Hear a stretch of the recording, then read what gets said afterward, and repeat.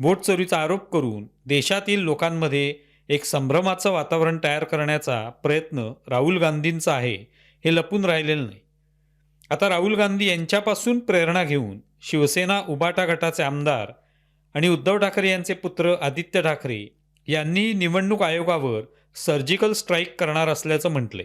आदित्य ठाकरे नेमके काय करणार आहेत हे माहिती नाही, पण राहुल गांधी यांच्याप्रमाणेच त्यांनाही पॉवर पॉईंट प्रेझेंटेशन करून आपल्याकडे प्रसिद्धीचा झोत ओढून घ्यायचा असेल.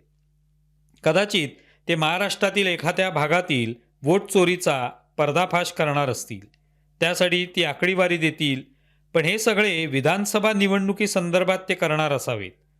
लोकसभा निवडणुकीत महाविकास आघाडीला महाराष्ट्रात एवढं यश कसं मिळालं याचं मात्र अद्याप तरी कुणी विश्लेषण केलेलं नाही.